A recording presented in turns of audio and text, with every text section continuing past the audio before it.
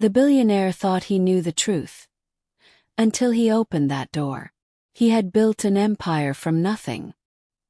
He had shaken hands with presidents, closed billion-dollar deals, and never once been surprised in his own home.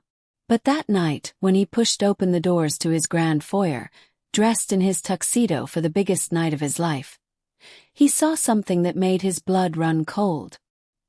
His fiancée, the woman he was about to marry, had her hands wrapped around his housekeeper's throat.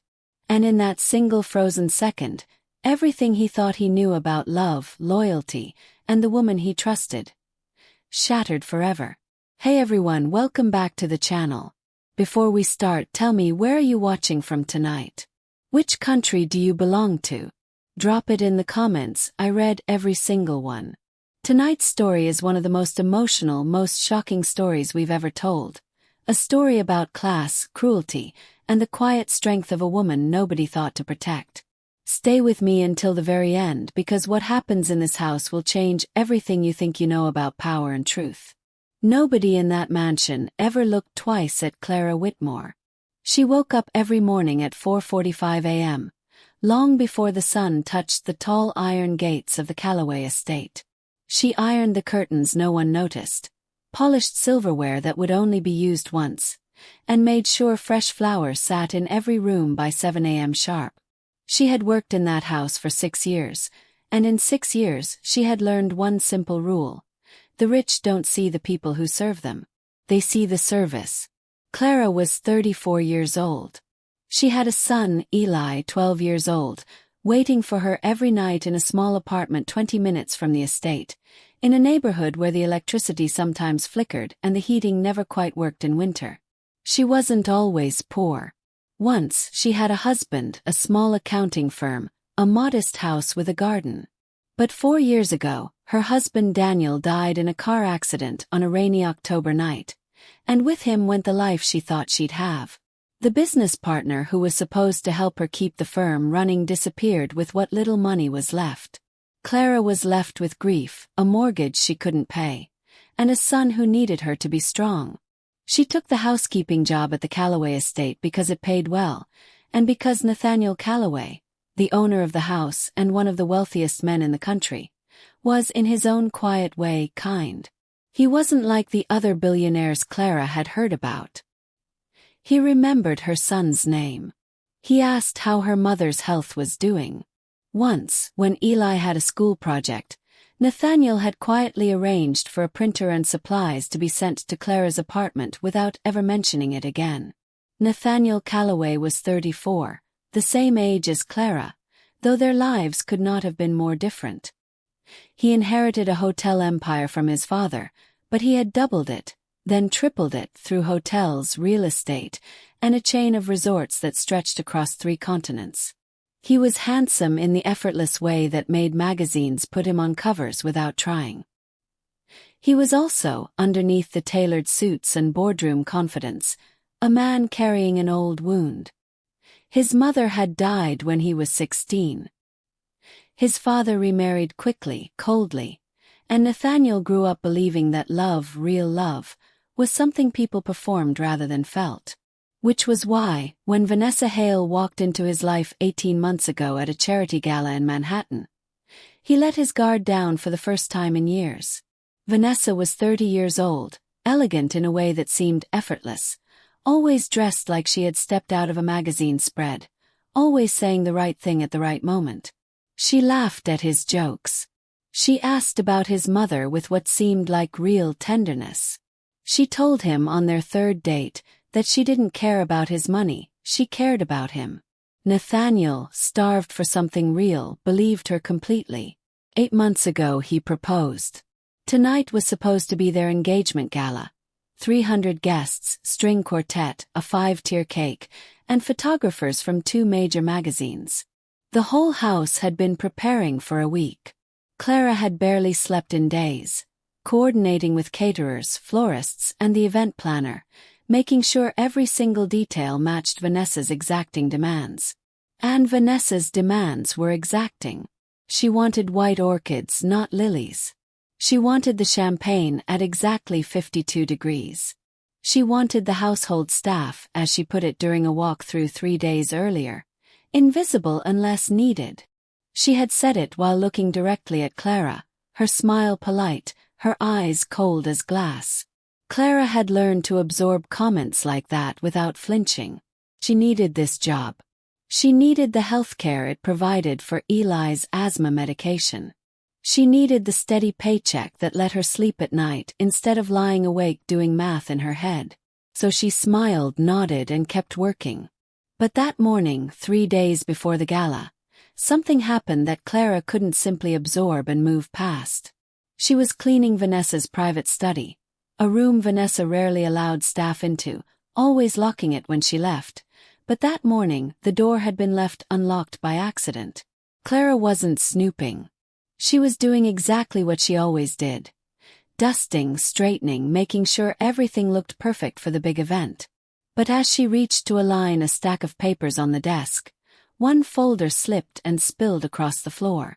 And there, among bank statements and legal documents, Clara saw a name that made her stop breathing. A name from her past. A name connected to the man who had stolen the last of her husband's business 4 years ago and vanished without a trace. Her hands began to shake as she picked up the papers. The mini cliffhanger of the night had only just begun.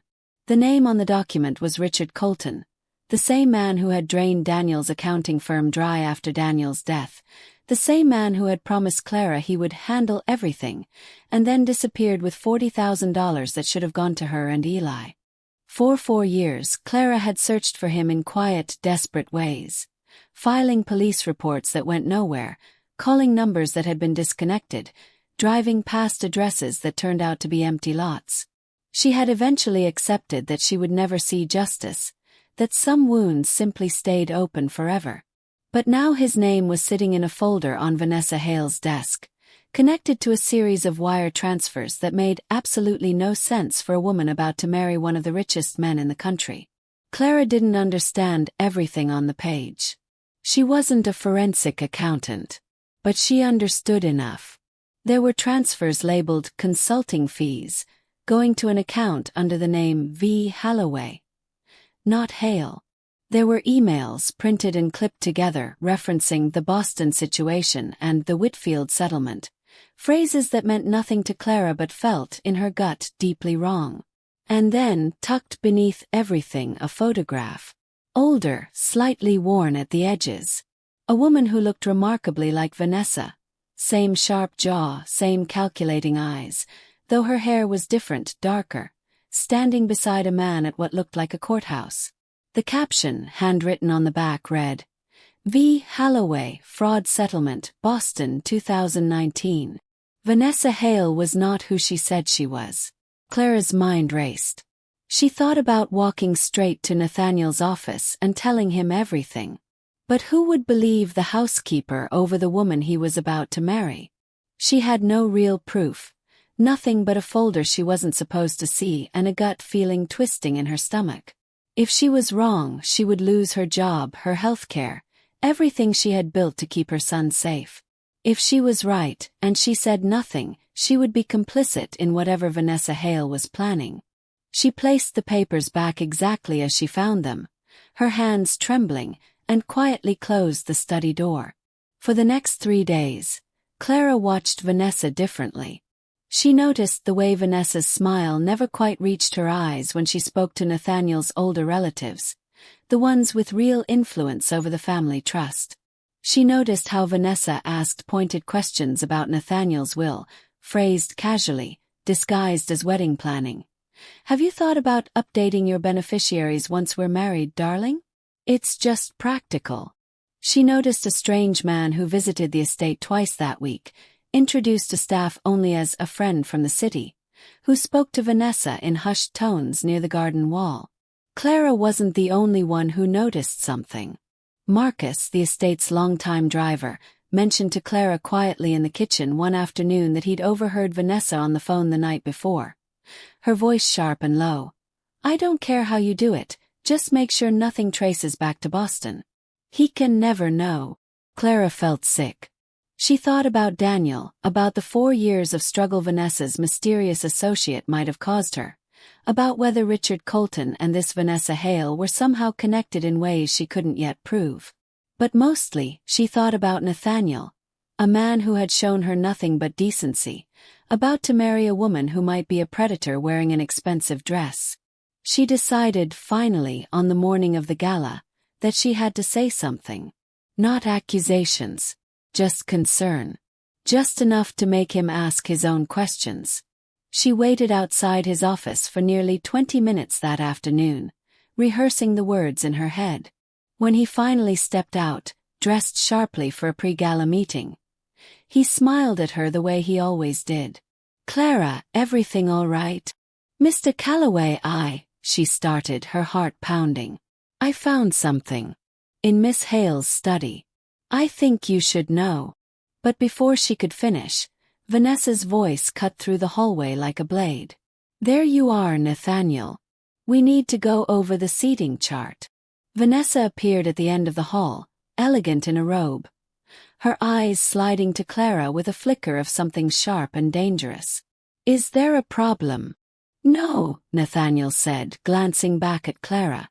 "Clara was just telling me the flowers arrived. We'll talk more tonight, Clara, all right? After the gala." Clara nodded, forcing a smile, watching Vanessa's eyes linger on her 1 second too long. She had run out of time. That night, the mansion transformed into something out of a dream.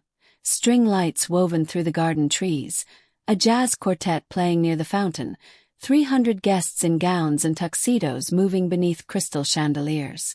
Clara worked the event quietly, refilling glasses, directing catering staff, making sure everything ran the way Vanessa demanded. She hadn't found another moment alone with Nathaniel. The words she needed to say sat heavy in her chest all evening. Around 9:40 p.m., Clara noticed the strange man from earlier in the week, the one Vanessa called a friend from the city, slip quietly through the side garden gate instead of the main entrance. She watched him disappear toward the private wing of the house, the wing where Vanessa's study was located. Something told Clara to follow. She made her way through the back hallway, past the kitchen toward the private study, her heart hammering. The door was cracked open. Inside, she heard Vanessa's voice, low and urgent. "The money moves the second the ring is on my finger, Richard. Not a day before." "Richard." Clara froze in the hallway. Richard Colton. The man who had stolen her husband's company. The man who had vanished with everything she had left. She stepped closer, close enough to see through the gap in the door, and there he was. Older, grayer, but unmistakably the same man from 4 years ago, standing beside Vanessa in the dim study light, going through the same folder Clara had seen days earlier. "This is the third one, Vanessa," Richard said quietly. "Boston, Chicago, and now him. You can't keep doing this. Eventually someone connects the dots." "Nobody connects anything," Vanessa hissed. "By the time anyone figures it out, I'll be Mrs. Calloway, and half of everything he owns will already be mine. Just like we planned." Clara's hand pressed against her mouth. Her mind spun. Vanessa wasn't just hiding a shady past. She was actively running a scheme, and Nathaniel was the next target in a pattern that had already destroyed at least 2 other men, possibly more. She stepped back to leave, to find Nathaniel immediately, no matter the risk, and her foot caught the edge of a side table. A small vase wobbled and crashed to the floor. The study door swung open. Vanessa stood in the doorway, her expression shifting in half a second from shock to fury. "You," she breathed, eyes narrowing. "You've been spying on me." "I wasn't," Clara started, backing away. You went through my study." Vanessa's voice rose, sharp and venomous. "You little thief. What did you take? What did you see?" "I didn't take anything," Clara said, her voice shaking but steady. "I saw enough, though. I know who Richard Colton is. I know what he did to my husband's company. And I heard what you just said." For a moment, something flickered across Vanessa's face, real fear quickly buried beneath rage. She crossed the hallway in 3 fast steps and grabbed Clara by the collar, slamming her back against the wall. "You say one word," Vanessa snarled, her hands moving to Clara's throat. "One single word to Nathaniel, and I will make sure you never work in this city again. I'll make sure your son ends up in foster care. Do you understand me?" Clara clawed at Vanessa's wrists, gasping, her vision swimming as the pressure on her throat tightened. She managed to knock a small side table, sending another decoration crashing to the marble floor, the sound echoing down the hallway just as footsteps approached from the direction of the ballroom. "Vanessa, what was that?" Nathaniel stopped in the doorway of the private hall, his champagne glass slipping from his fingers and shattering against the marble. There in front of him was the woman he was about to marry. Hands wrapped around his housekeeper's throat, Clara struggling against the wall, gasping for air. The music from the ballroom drifted faintly down the hallway. For 3 full seconds nobody moved. "Vanessa," Nathaniel said, his voice low and dangerous. "Let her go. Now." Section 4. Vanessa's hands released Clara's throat instantly, her entire demeanor shifting like a switch had been flipped. Clara slid down against the wall, coughing, gasping, one hand pressed to her bruised throat. "Nathaniel, thank God," Vanessa said, her voice suddenly trembling, tears welling in her eyes with practiced precision. "She attacked me. She's been going through my private things all week, stealing from us, and when I confronted her, she came at me." "Stop!" Nathaniel's voice cut through the hallway like a blade. He knelt beside Clara, his hand gentle on her shoulder. "Clara, are you all right? Can you breathe?" Clara nodded weakly, still catching her breath, tears streaking down her face, not from the pain in her throat, but from the terror of the last 2 minutes finally releasing. "She's lying to you," Clara managed to whisper. "Nathaniel, she's lying about everything. She's clearly hysterical," Vanessa said quickly, stepping forward. "Nathaniel, darling, let's get her some water and deal with this tomorrow. We have 300 guests waiting." "I said stop." Nathaniel rose to his full height, and for the first time since Vanessa had known him, she saw something in his eyes that frightened her. Not confusion, not doubt, but cold, dawning clarity. "I heard you. Before I saw you grab her, I heard you. The money moves the second the ring is on my finger." "What does that mean, Vanessa?" Vanessa's face paled. "You're twisting my words. I don't know what you think you heard." "I heard it clearly." Nathaniel's jaw tightened. "And there's a man in your study right now. Who is he?" Right on cue, Richard Colton stepped hesitantly into the hallway, his composure cracking under Nathaniel's stare. Clara, still catching her breath against the wall, forced herself to speak. "His name is Richard Colton. 4 years ago, he was my late husband's business partner. After Daniel died, Richard drained our accounting firm and disappeared with everything. $40,000 that was supposed to go to me and my son. I've been looking for him for 4 years."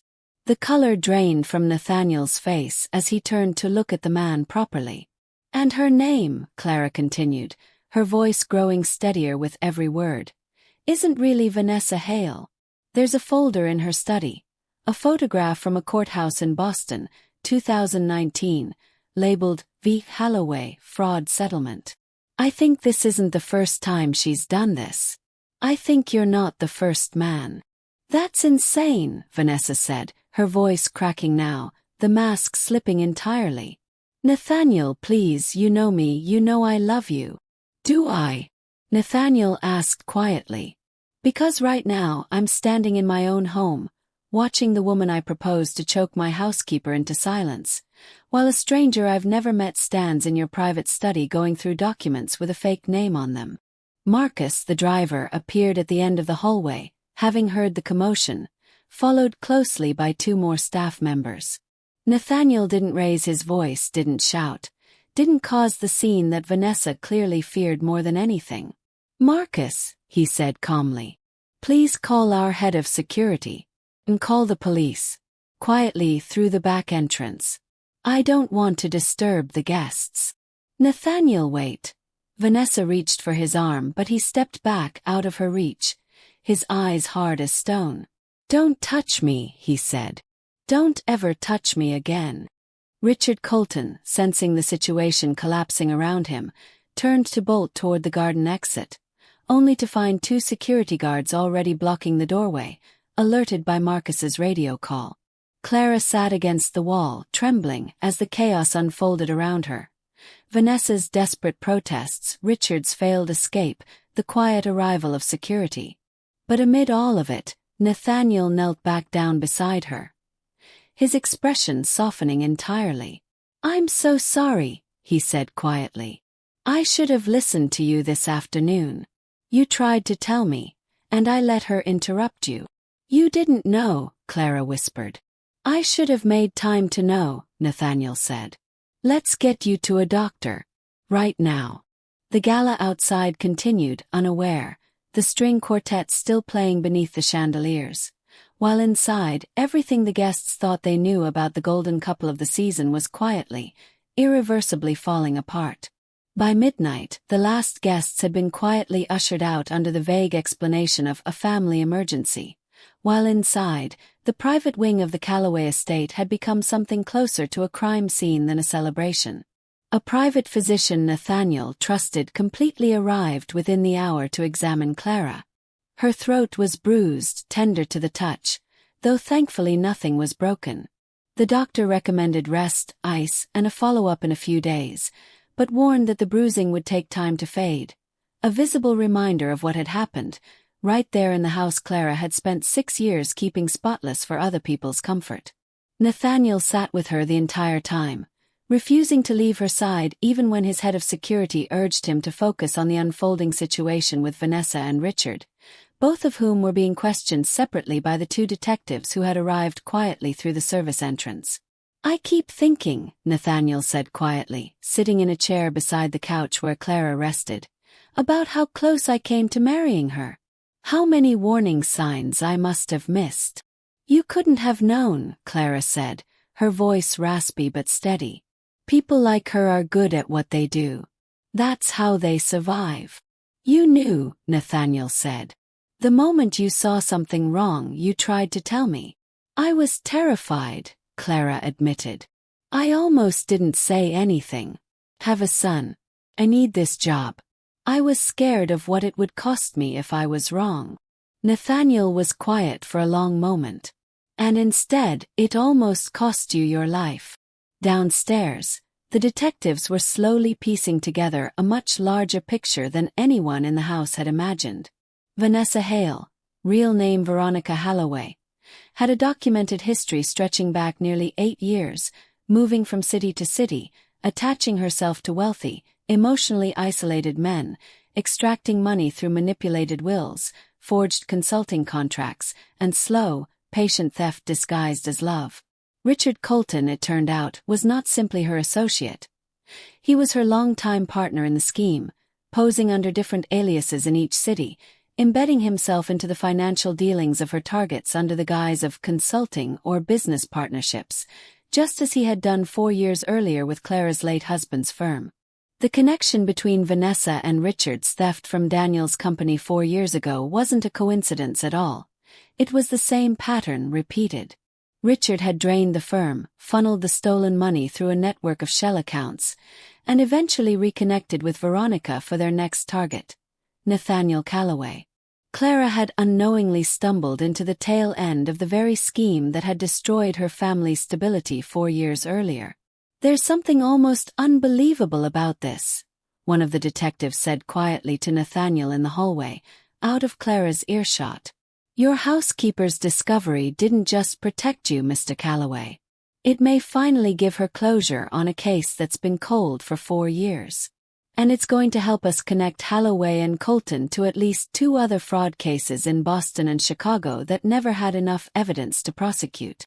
Nathaniel nodded slowly, processing everything, his eyes drifting back toward the room where Clara rested. She saved me from marrying a criminal, he said quietly. And she didn't even know that in doing it, she'd finally find the man who ruined her family.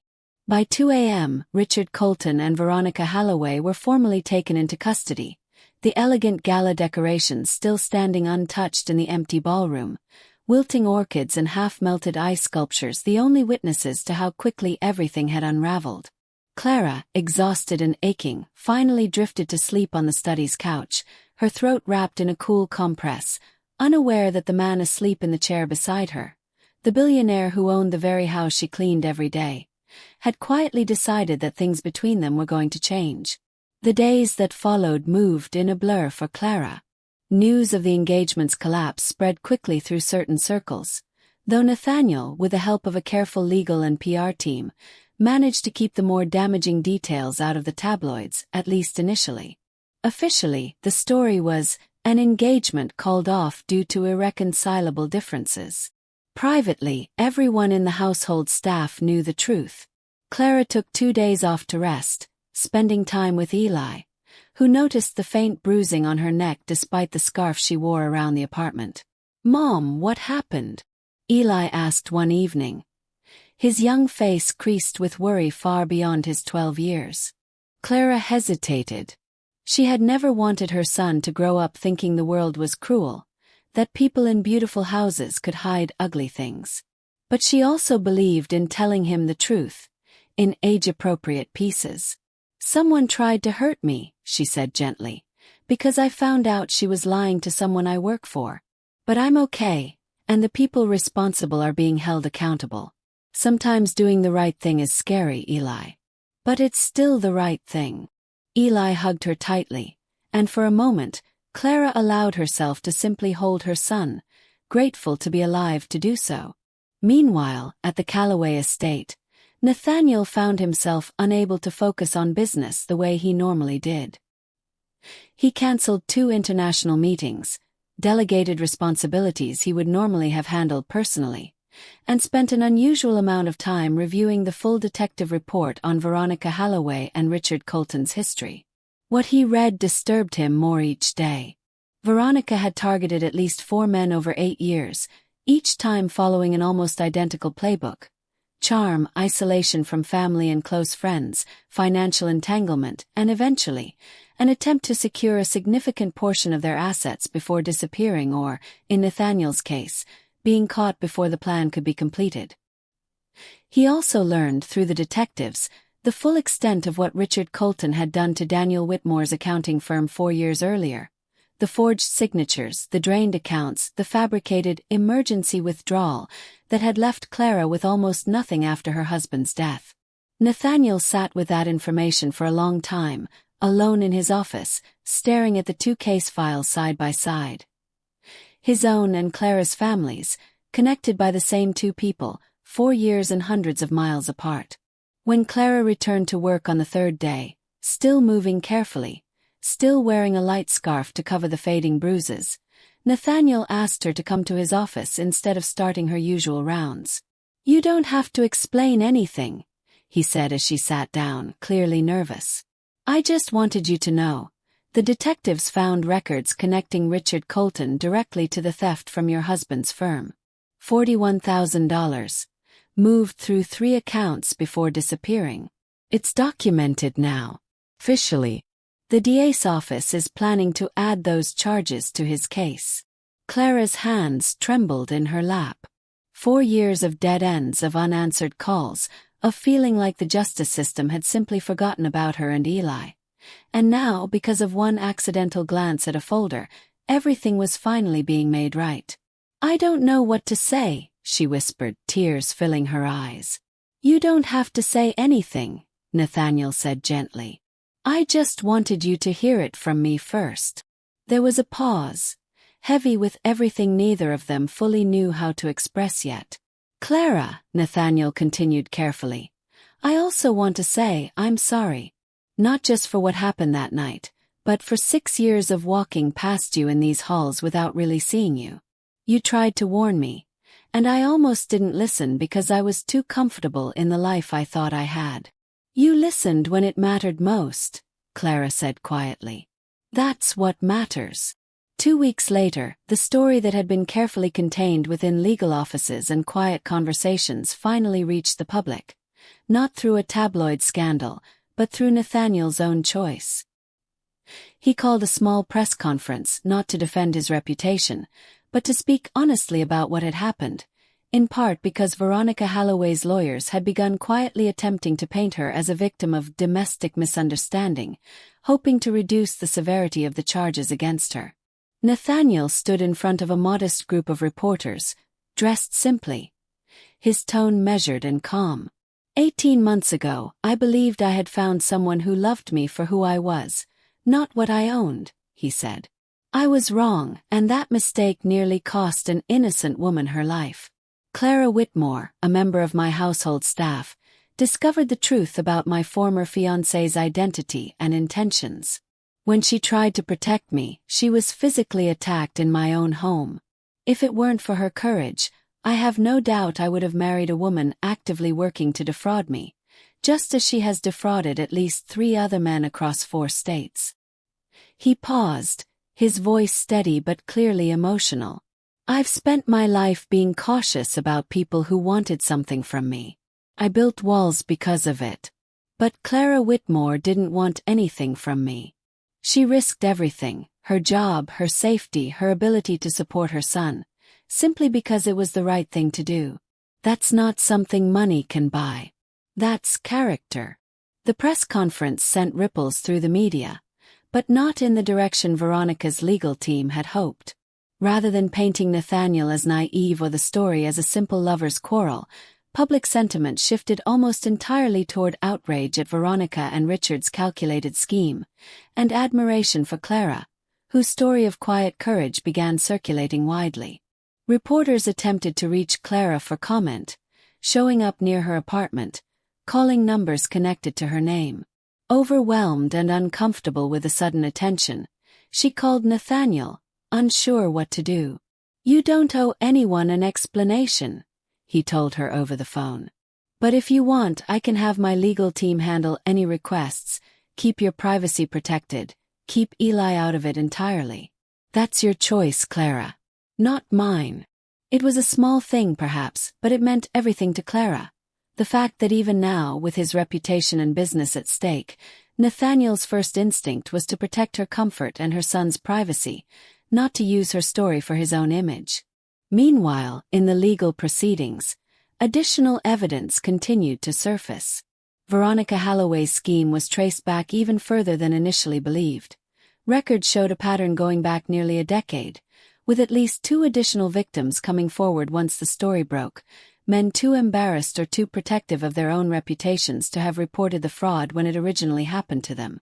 Richard Colton, facing the weight of multiple fraud charges across state lines, eventually agreed to a plea deal in exchange for testifying against Veronica, providing detailed documentation of their operations stretching back years, including full records of what he had done to Daniel Whitmore's firm. For the first time in 4 years, Clara received something she thought she might never get: a formal court date, a real chance at restitution, and closure on the darkest chapter of her life. The trial, when it finally came 6 months later, was quiet compared to the media storm that had initially surrounded the case. Veronica Holloway, facing overwhelming evidence and Richard Colton's cooperating testimony, ultimately accepted a plea deal rather than risk a lengthy trial. 5 years in prison, with mandatory restitution ordered for all identified victims, including Clara. Clara sat in the courtroom on the final day, Nathaniel beside her. Not as her employer, but simply as someone who had insisted on being there, who had told her weeks earlier that she shouldn't have to face that room alone. When the judge read the restitution order, Clara's name among the list of victims entitled to repayment for the money stolen 4 years earlier, Clara felt something inside her chest finally loosen, a tension she had carried silently since the night Daniel died. Outside the courthouse, reporters gathered for statements, but Clara, for the first time, felt ready to speak briefly on her own terms. For 4 years, I felt like nobody believed what happened to my family was real, she said, her voice steady despite the cameras. Today, the truth was finally heard. I'm grateful. Not for revenge. I don't want revenge. I just wanted the truth to matter. The story, once a scandal about a broken engagement, had transformed into something else entirely. A story about quiet integrity, about a woman who had every reason to stay silent and chose honesty instead, even when it nearly cost her everything. In the weeks following the trial, Nathaniel made several changes at the estate that surprised the household staff. He established a formal review of employee benefits, dramatically increasing healthcare coverage and introducing a scholarship fund for staff members' children. Inspired, though he never said it directly, by watching how hard Clara worked to give Eli opportunities most children took for granted. He also, quietly, without any announcement or fanfare, promoted Clara to head of household operations, a role with significantly better pay, more reasonable hours, and enough flexibility that she could finally attend Eli's school events without worrying about being reprimanded for missing a shift. "You don't have to do this because of what happened," Clara told him when he offered her the position, still uncertain, still cautious about accepting things that felt too generous. "I'm not doing it because of what happened," Nathaniel said. "I'm doing it because you've been running half of this house's operations informally for years without the title or the pay to match it. This isn't charity, Clara. It's overdue." Slowly, over the months that followed, something shifted between them. Not sudden, not dramatic, but steady, the way trust rebuilds after everything false has been stripped away. They found themselves talking longer after her workday ended, about Eli's schoolwork, about Nathaniel's complicated relationship with his late mother's memory, about the strange, unexpected ways that grief and honesty had brought two very different lives crashing together. A year after the night of the gala, the Calloway estate looked different in small but meaningful ways.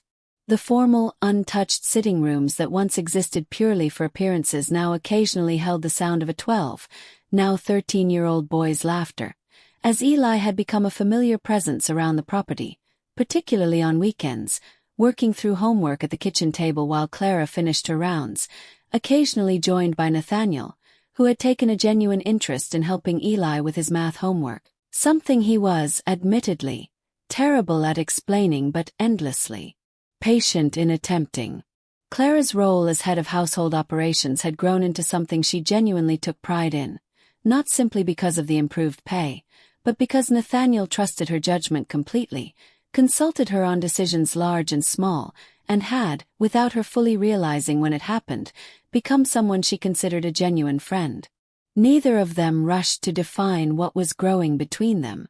After everything Nathaniel had been through with Veronica, and everything Clara had endured since Daniel's death, both understood the value of moving slowly, of building something real instead of something performed. "I used to think love had to look a certain way," Nathaniel admitted to her one evening, the two of them sitting on the back terrace long after Eli had fallen asleep on the living room couch, exhausted from a full day. "Grand gestures. Perfect matching schedules. I thought that's what made it real." "And now?" Clara asked. "Now I think love looks like someone telling you an inconvenient truth because they care more about your well-being than their own comfort," he said quietly. "Love looks like someone showing up over and over, even when it's not glamorous. Even when it's just Tuesday and there's homework to help with, and nothing dramatic is happening at all." Clara smiled, feeling something in her chest that she hadn't allowed herself to feel in a very long time. Not the desperate hope of survival, but something steadier. Something like peace. The restitution money from the court case had finally arrived that spring, and rather than spending it, Clara had placed it directly into a savings account for Eli's future education.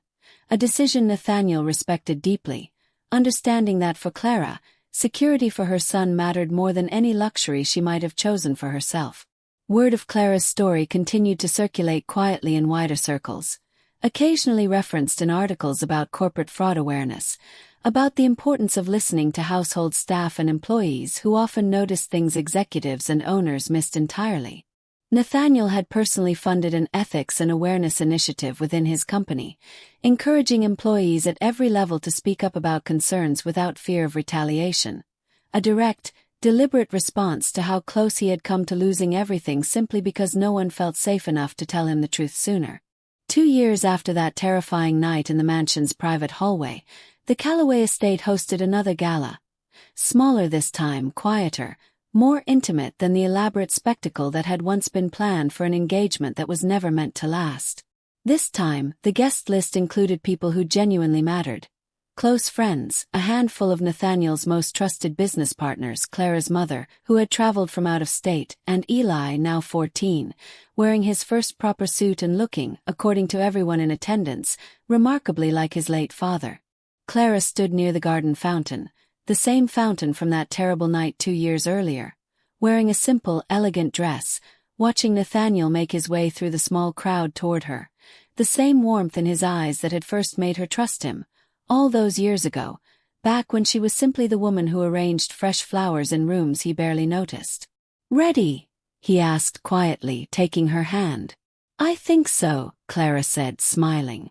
There was no elaborate speech, no dramatic announcement to a crowd of 300 strangers.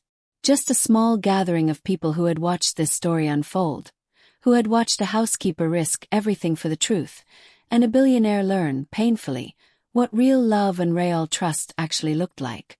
As the evening went on, Nathaniel found a quiet moment to speak, raising a glass among close friends and family. 2 years ago, in this very garden, on a night that should have been about celebrating a lie, I learned the most important lesson of my life, he said, his eyes finding Clara's across the small crowd. That the people who truly matter aren't the ones who tell you what you want to hear. They're the ones brave enough to tell you the truth, even when it costs them everything. Clara Whitmore taught me that. And I will spend the rest of my life grateful that she did. Clara felt tears well in her eyes, not from sadness this time, but from the quiet, overwhelming realization of how far she and Eli had come. From a cold apartment with flickering lights and unanswered prayers, to this warm, honest life she never could have imagined 2 years earlier. The story of Clara Whitmore and Nathaniel Calloway eventually became something people spoke of not as scandal, but as reminder that true character reveals itself not in comfort, but in crisis. That the people society often overlooks are sometimes the very ones holding everything together. And that real love, real trust, is built not on appearances, but on the courage to tell the truth, even when silence would be so much easier. If there's one thing this story teaches us, it's this. Never underestimate the quiet people around you. The ones who show up early, who work hard without recognition, who choose honesty even when it's terrifying. Sometimes they're the ones who save everything. If this story moved you tonight, please hit that like button, subscribe if you haven't already, and share it with someone who needs a reminder that doing the right thing, even when it's hard, always matters in the end. Thank you for staying with me until the very end. I'll see you in the next story.